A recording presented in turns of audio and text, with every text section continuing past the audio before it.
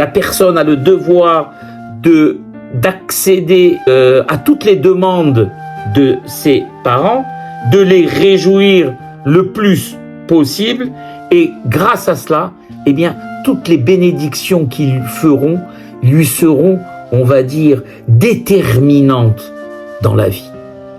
Et il y en a qui disent, c'est vrai que même le plus grand des tzaddik pourra bénir une personne, eh bien, la bénédiction du tzaddik n'atteindra pas, écoutez bien, la bénédiction des parents aux enfants.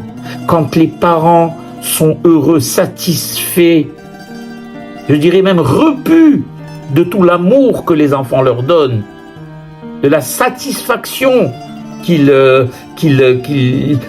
tirent de ces enfants, et qu'ils bénissent un enfant, eh bien cet enfant est assuré, Baruch Hashem, d'avoir le moins possible d'obstacles dans la vie et de réussir tout ce qu'il entreprend.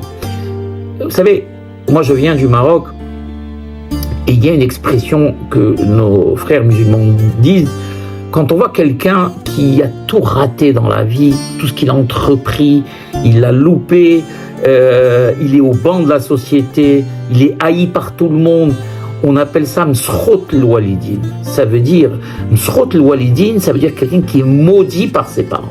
Rahman al-Islan, si quelqu'un est maudit par ses parents, alors que Dieu nous en préserve à tous, c'est l'assurance d'un échec à vie, à part bien évidemment si la personne fait tchouva et compense tout ce qu'il a fait à ses parents dans le passé en le multipliant dans le bien par 10, voire par 20, parce qu'il y a toujours bien sûr possibilité de la tchouva.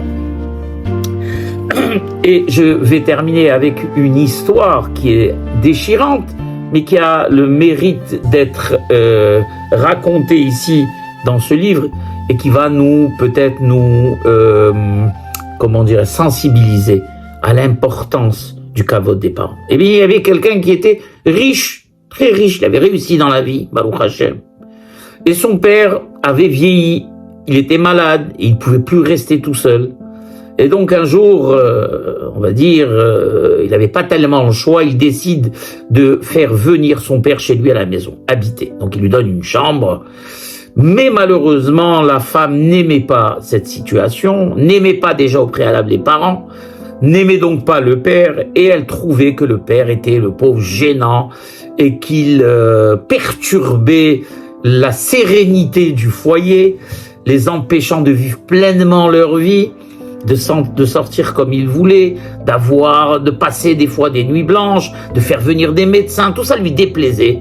Et à force de faire pression sur son mari, et le mari est au milieu, ayant peur que son couple vole en éclats, eh bien il décide de trouver un compromis avec elle, et donc ils prennent le papa et le font, le pauvre, descendre au sous-sol où ils avaient une chambre, lui étalent un grand tapis, et le fils embrasse son papa, s'excuse auprès de lui et lui dit, voilà mon père, malheureusement je ne peux pas faire plus, et s'en va. L'enfant revient de l'école, et le premier réflexe de l'enfant, c'était de courir à la chambre de son grand-père qu'il adorait. Saba, papi, où tu es? Il le voit pas. Il court vers sa mère. Sa mère lui donne une réponse laconique.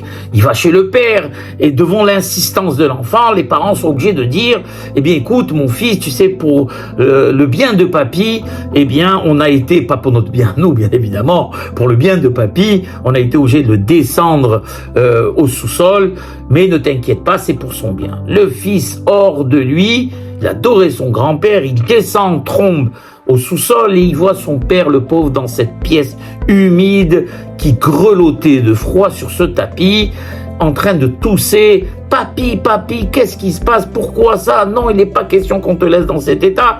Et le petit-fils était quelqu'un de hacham, et il dit à son grand-père, attends papi. Il remonte, il va chercher des ciseaux, il redescend, et il se met à couper juste presque toute la moitié du tapis en longueur, qu'il charge sur son épaule. Le grand-père lui dit, mais mon fils, c'est la seule chose que j'ai, s'il te plaît, ne me l'enlève pas.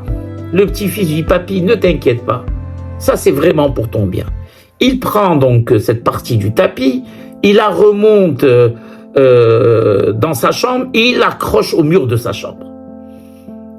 Il l'accroche au mur de sa chambre. Quelques heures après, la maman rentre pour essayer de mettre de l'ordre dans la chambre et voit ce tapis accroché au mur. Elle hurle, qu'est-ce que c'est que ce tapis? Elle appelle le mari, David, viens ici, regarde ce que ton fils a fait. Et les parents assistent et voient ce tapis accroché au mur. Mais qu'est-ce que tu as fait? Pourquoi? Est-ce que c'est une manière de se comporter avec papy, le pauvre? Tu lui as déchiré le tapis sur lequel il était allongé. C'est pas normal. Tu es un petit-fils indigne. Il leur dit non, je suis pas un petit-fils indigne. Je suis en train déjà de me préparer. Parce que moi aussi, quand je serai grand et j'aurai Baruch Hashem de l'argent, j'aurai une grande maison, eh bien, je vous mettrai aussi, quand vous serez vieux, au sous-sol. Et déjà, j'ai le tapis qui est là, qui est prêt à vous recevoir. Quand les parents ont entendu ça, ils ont été glacés vraiment jusqu'au tréfonds de leur âme. Ils sont descendus en trombe, ils ont pris le papy, toutes les affaires du papy, et ils l'ont remonté dans la chambre qu'il occupait, une chambre chaude et douillette comme il sied à un père ou à une mère. On les appelle bien Ateret Roshenu, la couronne de notre tête, car les parents sont notre ornement, tant sur le plan de la Neshama que sur tous les plans. Et Ratzon Kakadosh Baruch Hu nous compte cette mitzvah de Kivud Av Vaem comme réalisée pour ceux qui ont leurs parents malheureusement qui sont décédés, et pour les autres, Kakadosh Baruch Hu accorde longue vie aux parents et qu'ils donnent tout ce qu'ils ont pour ne pas avoir à le regretter plus tard, que Dieu en préserve. Voilà. Baruch Adonai Le'olam. Amen ve Amen.